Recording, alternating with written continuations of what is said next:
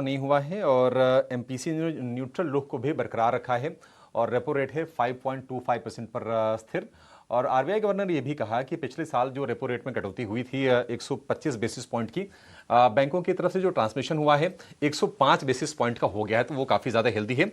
लेकिन अच्छी चीज़ निकल के इस पॉलिसी से आई है कि जो ग्रोथ का अनुमान था 7.3% का FY26 के लिए, उसको आरबीआई ने फर्दर रिवाइज किया है और उसको बढ़ा के कर दिया है 7.4% का।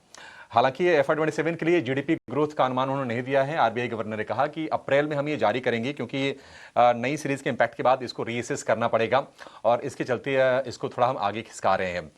हालांकि महंगाई दर के अनुमान को भी आरबीआई ने रिवाइज किया है और ये कहा है कि ये 2% से बढ़कर अब 2.1% का अनुमान होगा FY26 के लिए और आगे के लिए भी Q1 Q2 के लिए भी FY27 में इसको भी रिवाइज किया है। और ग्रोथ के अनुमान को भी आरबीआई ने FY27 के पहली तिमाही और दूसरी तिमाही के लिए भी बढ़ाया है।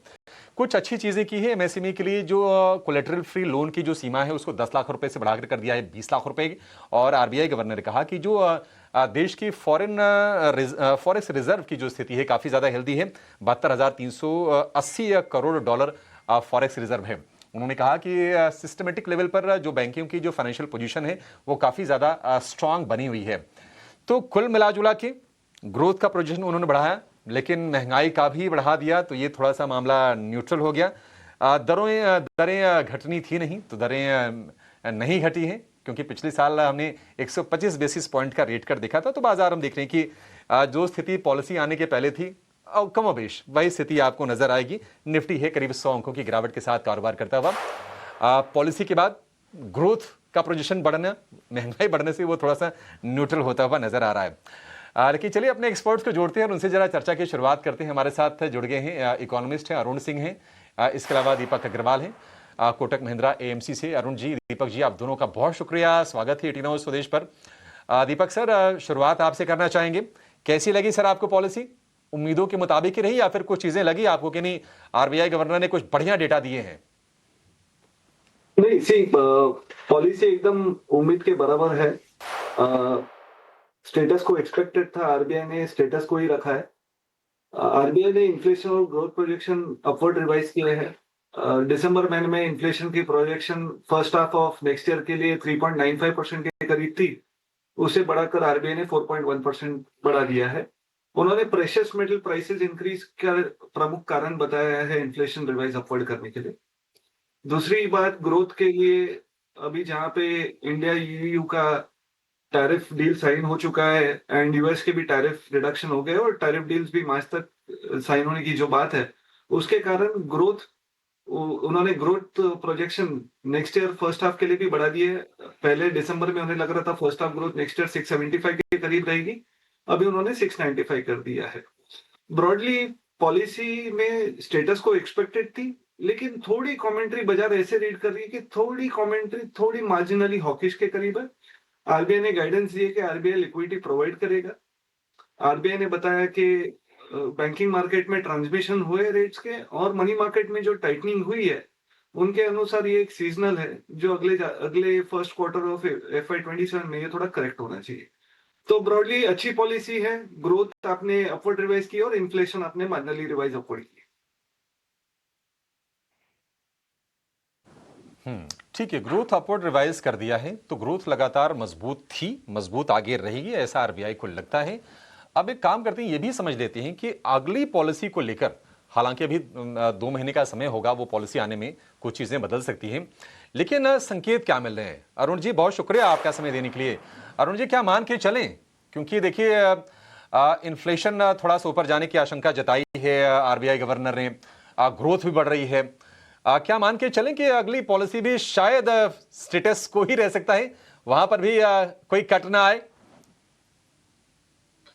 देखिए, अगर हम ग्लोबली सेंट्रल बैंक को देखेंगे तो क्या हुआ है कि पिछले साल तो हमने कट किया 125 बेसिस पॉइंट और बाकी सब सेंट्रल बैंक ने भी थोड़े थोड़े कट किए। इस साल का जो एक्सपेक्टेशन है, सिर्फ इंडिया से ही नहीं, सिर्फ आरबीआई से नहीं, ग्लोबली हर सेंट्रल बैंक से अगर देखेंगे तो वो रेट कट पॉज का ही उम्मीद ज्यादा है। जो परसेंटेज है, जो उम्मीदें हैं रेट कट पॉज का, और काफ़ी लंबे समय तक मेरा मानना है कि अगस्त सितंबर तक हम कुछ शायद रेट कट ना देख सके इंडिया में। उसके बहुत सारे रीज़न हैं। देखिए आरबीआई ने आज इन्फ्लेशन रेट हाइलाइट कर लिया। जो रेट कट पॉज़ हुआ है उसकी एक इंडिकेशन आ रही है कि आरबीआई अभी भी थोड़ी कंसर्न्ड है इन्फ्लेशन लेके। वो हो सकता है क्योंकि अगर आप इंपोर्ट ग्रोथ देखेंगे तो इंपोर्ट ग्रोथ हमारे एक्सपोर्ट ग्रोथ से ज़्यादा है। जियोपॉलिटिकल कंसर्न कुछ बरकरार हो जिसके से जो प्रीशियस मेटल है, बाकी जो कमोडिटी के प्राइसेस हैं, थोड़े से ऊपर जाने के आसार हैं। और हमारा इंपोर्ट बास्केट ज़्यादा होने की वजह से हो सकता है कि हमारा इंपोर्टेड इन्फ्लेशन हो वो ज़्यादा होगा। जो कुछ पॉजिटिव चीज़ें हैं, देखिए यूएस की जो ट्रेड अनाउंसमेंट है, अभी भी हमें फाइन प्रिंट नहीं मिला है, क्या चल के क्या डील साइन होगा। ऑप्टिमिस्टिक हैं हम सब, लेकिन क्या फाइनल होगा, कब इम्प्लीमेंटेशन डेट होगा, वो एक दूसरा रीज़न। दूसरा ईयू एफटीए अभी भी डील साइन होने में कुछ समय है और उसके बाद में इम्प्लीमेंटेशन कुछ समय है। तो जो इन्फ्लेशन का सिनेरियो है काफ़ी लंबा तक बरकरार हुआ है, तो एक वो है। दूसरा, अगर आरबीआई रेट कट करती है तो इकोनॉमिक्स पर्सपेक्टिव से अगर देखेंगे तो ये प्रीमैच्योर होगा। अभी बहुत सारी चीजें हैं। देखिए लिक्विडिटी भी आपको मैनेज करनी है, प्लस आपको यील्ड भी मैनेज करना है, प्लस आपको बजट का जो सपोर्टरी है वो भी देखना है। जब मोस्ट इंपॉर्टेंट आई थिंक एक पॉजिटिव थिंग्स हमें देखने को मिला कि ट्रांसमिशन काफी हद तक हो चुका है, लेकिन ये पूरा होने की और भी थोड़ी सी 20-30% हम तो सोच सकते हैं कि ट्रांसमिशन और भी हो। जीडीपी ग्रोथ, जो इंटरेस्ट रेट एक इंस्ट्रूमेंट होता है जीडीपी ग्रोथ के लिए, जीडीपी ग्रोथ देखेंगे तो काफी हद तक कंट्रोल है। 7.4% एक काफी अच्छा नंबर है और नेक्स्ट ईयर के लिए भी हम 7% प्लस की उम्मीद कर रहे हैं। तो इकोनॉमी वाइज में कुछ ज्यादा कंसर्न नहीं है। इन्वेस्टमेंट वाइज में हमें रिवाइवल होने की उम्मीद दिख रही है, क्योंकि अगर हम अपने ऑप्टिमिज्म इंडेक्स देखें तो काफी बढ़ा हुआ है। Q1 2026 के लिए जो फर्स्ट क्वार्टर जनवरी टू मार्च है, काफी बढ़ा हुआ है। तो इन्वेस्टमेंट, प्राइवेट इन्वेस्टमेंट आने की काफी आसार है। डिमांड थोड़े से अपसाइड लग रहे हैं जीएसटी फ्रेमवर्क में ऑल दैट। डिमांड बढ़ने की वजह से और इंपोर्टेड इन्फ्लेशन की वजह से हमारा जो इन्फ्लेशन के ऊपर जो कंसर्न है वो काफी बरकरार है। वो आरबीआई के स्पीच में कुछ हद तक दिखा। तो मुझे उम्मीद नहीं है कि आरबीआई कुछ चेंज करेगी नेक्स्ट मॉनेटरी पॉलिसी में। इनफैक्ट सितंबर तक मुझे जहां तक लगता है कि पूरी हद तक सेम मॉनेटरी पॉलिसी होगी, जब तक जीडीपी का डेटा आ न जाए सिस्टम में, उसे आरबीआई एडजस्ट न कर दे, बाकी इकोनॉमी सिस्टम में एडजस्ट न हो जाए, सीपीआई का जो न्यू सीरीज है आ जाए, उसे इकोनॉमी काफी हद तक एडजस्ट कर ले। उसके बाद में ये कुछ 6 से 7 महीने का समय लगता है। तो वो अगस्त सितंबर तक हो सकता है कि ये एडजस्टमेंट हो। उसके बाद में आरबीआई कैन डिसाइड कि क्या करना है, लेकिन तब तक पॉज है। राइट, तो चलिए ये आउटलुक है कि आगे किस तरीके से आरबीआई अपनी पॉलिसी एक्शंस ले सकता है और उसके पीछे के फैक्टर्स क्या रहेंगे। बताइए, एक और स्वागत करते हैं हमारे साथ अब देवपन चौधरी जी पिरामल फाइनेंस के जुड़ चुके हैं और साथ ही साथ हमारे साथ प्रशांत ठाकुर एनारॉक ग्रुप के मौजूद हैं। आप दोनों का बहुत बहुत स्वागत है। और चौधरी जी, सबसे पहले आपका पहला टेक आरबीआई पॉलिसी पे, क्योंकि देखिए यहाँ पर ग्रोथ की दरें बढ़ाई हैं पर साथ ही इन्फ्लेशन के भी प्रोजेक्शंस में बढ़ोतरी की है। साथ ही साथ लिक्विडिटी पे भी आरबीआई की कमेंट्री आई है और कई सारे और भी उन्होंने स्टेप्स उठाने के लिए बोला है, जिसमें फाइनेंशियल लिमिट्स, अनसिक्योर्ड लोन्स की बढ़ाई जाए, ऐसा उनका मानना है और उस पर जो है अभी क्लियर गाइडलाइंस आना बाकी हैं। आपका क्या व्यू है, आप कैसे देख रहे हैं ये पॉलिसी, कितनी सही रही है इस बार? Thank you for having me on the show. तो मुझे तो ये काफी एक्सपेक्टेड लाइंस पे पॉलिसी था। After a long time if you notice, RBI policy ऐसा एक वक्त पे हो रहा है जब सारे मनी मार्केट और debt market stars are aligning together, सब एक साथ जुट के एक अच्छा सिग्नल दे रही है। आप कॉल रेट्स की बात कीजिए, वो काफी नीचे आ चुकी है पॉलिसी रेट से। 10 ईयर यील्ड्स बजट के बाद थोड़े बढ़ गए थे, अभी वापस वो बजट के पहले जो रेट थे वो क्लोजर टू दैट आ चुके हैं। Liquidity situation is once again comfortable, जो गवर्नर साहब ने भी पॉइंट आउट किया कि जनवरी और दिसंबर में टाइट हो गया था, लेकिन फरवरी में it has improved. And USD INR भी once again is strengthening in the favor of INR. So these are all very strong signals, and this was the time when this policy was made. So ये तो बात तय थी कि ये policy में ज्यादा कोई चेंजेस होंगे नहीं as far as interest rate is concerned, and RBI will continue to repeat its support to liquidity whenever and how much that is required. So that is giving the bond market a lot of support. Bond markets are confident enough कि अगर कल को कुछ problem होती है liquidity को लेके तो RBI is there to help the situation out. और इसी विश्वास पे the next 2 months are going to move on. However जैसे ही नया इन्फ्लेशन नंबर्स आएंगे, जैसे मेरे प्रीवियस वक्त अभी मेंशन कर रहे थे, जैसे नया सीपीआई डेटा 12 तारीख को आ जाएंगे, after RBI analyses it, tweaks forecasting models basis that, मेरे हिसाब से अप्रैल में और एक रेट कट हमें देखने को मिलेंगे। In my estimate, till December 2026, there will be 2 rate cuts, 25 basis point each, which is totaling to 50 basis point. और मेरा मानना ये है कि obviously incremental average loan rate पे transmission हुआ है, but that has a significantly large component of EBLR. लेकिन जो MCLR bit है और जो bond market yields हैं, और MCLR is typically largely used by PSU banks in India, और ज्यादातर कॉर्पोरेट लोन्स MCLR पे ही लिंक्ड होते हैं, वहां पे हमें ज्यादा ट्रांसमिशन देखने को नहीं मिला है। So I would expect the RBI will carry forward the government's ambition to support India's MSMEs, to support large industries in chemicals, in rare earth, etc., by prompting them to do more capex, और more capex के लिए आपको चाहिए capital, और जब तक capital borrowing cost नीचे नहीं आते हैं तो ये साइकिल को ज्यादा जोर नहीं मिलने वाला है। So that is the reason I think 125 basis point के ऊपर another 50 basis point rate cut would be required to keep this transmission through MCLR, transmission through corporate bond yields in a comfortable situation for private corporate borrowers. So ये मेरा expectation है for the future. बाकी तो as I said, this budget was pretty much on expected lines, will not create any waves or any vulnerabilities in the money market or in the debt market. ठीक है, तो ये उम्मीद ये जो है वो एनालिसिस आरबीआई पॉलिसी के ऊपर। एक सवाल मेरा प्रशांत ठाकुर जी से एनरॉक ग्रुप से हैं। रीट्स को लेकर जो अनाउंसमेंट हुई है कि अब बैंक्स को अलाउ किया गया है लेंड करने के लिए रीट्स को, उसको आप कैसे देखते हैं सर? उस डिसीजन को कैसे आप देखते हैं? क्या फायदा इससे मिलेगा? देखिए, ये एक बहुत ही पॉजिटिव अनाउंसमेंट है कमर्शियल रियल एस्टेट के लिए। अगर आप देखें, अगर आप ओवरऑल रियल एस्टेट सेक्टर की बात करें तो ये हमें सुनने में आ रहा है कि रेजिडेंशियल में हम थोड़ी सी स्लो डाउन देख रहे हैं, और कमर्शियल रियल एस्टेट स्पेशली अगर आप देखें काफी अच्छा ग्रोथ किया है, be in terms of leasing numbers, और या फिर आप बात करें अट्रैक्टिंग ग्लोबल कैपिटल।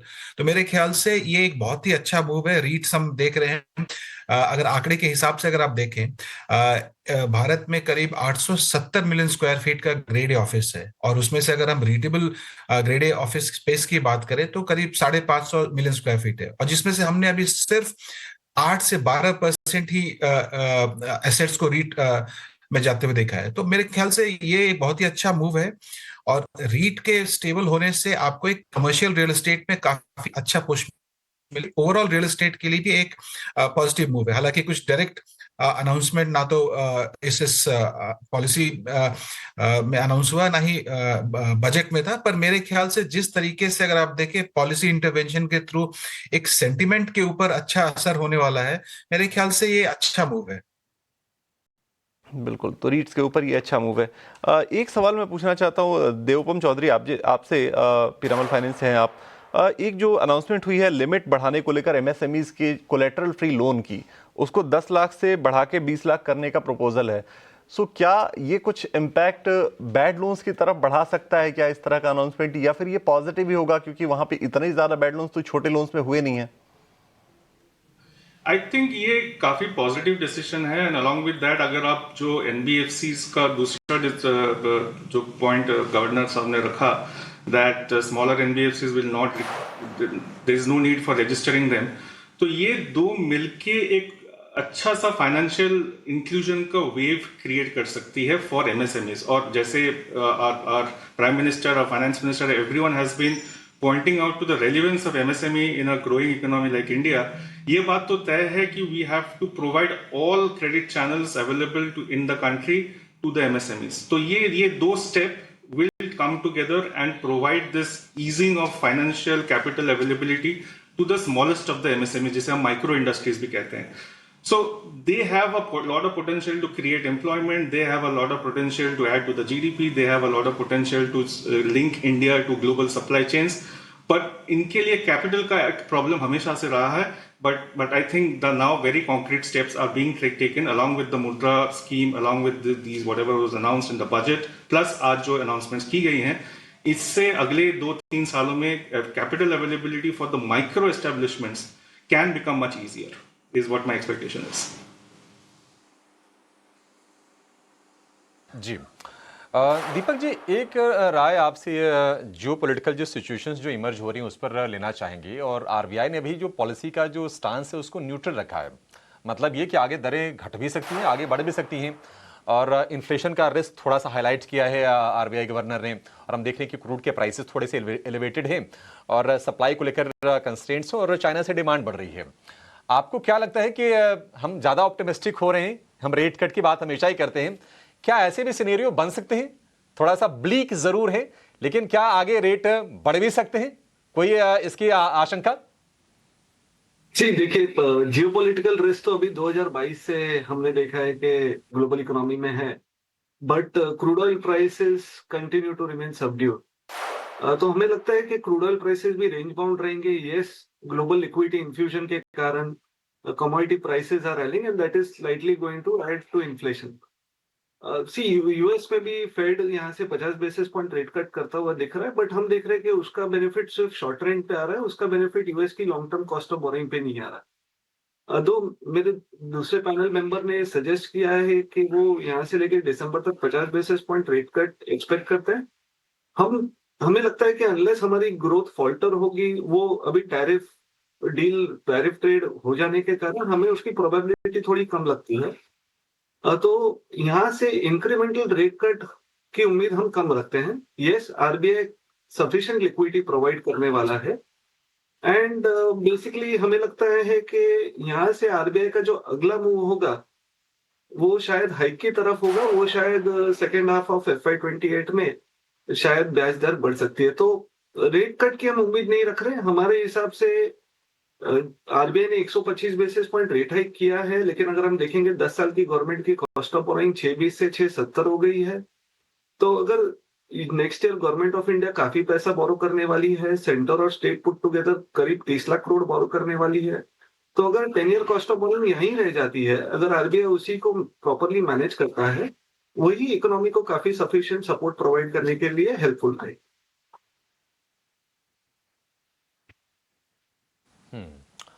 ठीक है सर, बहुत शुक्रिया। देखते हैं कि आरबीआई की जो रणनीति होती है आगे क्या होती है, लेकिन मतलब आमतौर पर वो फूड इन्फ्लेशन की बात करते हैं आरबीआई गवर्नर। काफ़ी समय के बाद हुआ कि उन्होंने सोने चांदी की महंगाई की बातचीत की और ये बताया कि ये रीज़न है महंगाई दर के जो अनुमान है उसको ऊपर बढ़ाने के लिए, और बाजार इसी को लेकर थोड़ा परेशान है, जो इन्फ्लेशन का जो टारगेट बढ़ाया गया है। और हम देख रहे हैं कि इस वक्त जो निफ्टी है करीब करीब 150 अंक नीचे कारोबार कर रहा है। निफ्टी बैंक की बात करें तो 390 अंकों की लगभग 400 अंकों की गिरावट है, और एसबीआई निफ्टी के टॉप 5 लूजर्स में शामिल है। लगभग 2% के आसपास की गिरावट हो गई है। महंगाई दर का लक्ष्य बढ़ना, यानी कि आगे जो रेट कट को लेकर जो ऑप्टिमिज्म होता है वो थोड़ी सी धूमिल होती है शॉर्ट टर्म में, और बाजार उसको नेगेटिवली ले रहा है निश्चित तौर पर। हर एक बढ़ने वाले शेयर के मुकाबले 3 से ज़्यादा शेयर इस वक्त बाजार में आपको गिरने वाले दिखाई देंगे, और बाजार थोड़ा सा परेशान है। ग्रोथ के टारगेट तो बड़े हैं, लेकिन महंगाई को लेकर प्रोजेक्शंस भी आरबीआई ने बढ़ाए हैं, और ये परेशानी का सबब फिलहाल बाजार के लिए बनते हुए नजर आ रहे हैं। इस चर्चा में एक छोटा सा विराम लेंगे। अरुण जी, दीपक जी, देवोपम चौधरी जी, प्रशांत ठाकुर जी, आप सभी का बहुत शुक्रिया। बहुत ही अहम दिन आपने हमारे लिए समय निकाला और अपने व्यूज़ बहुत ही बेशकीमती अपने राय हमारे साथ आपने साझा की। फिलहाल एक छोटा सा ब्रेक, लेकिन कवरेज हमारी जारी है। ब्रेक के बाद बाजार पर विस्तार से करेंगे चर्चा, कुछ और एक्सपर्ट्स को जोड़ेंगे और कुछ अच्छे ट्रेड्स भी लेकर आएंगे, आप कहीं जाइएगा नहीं।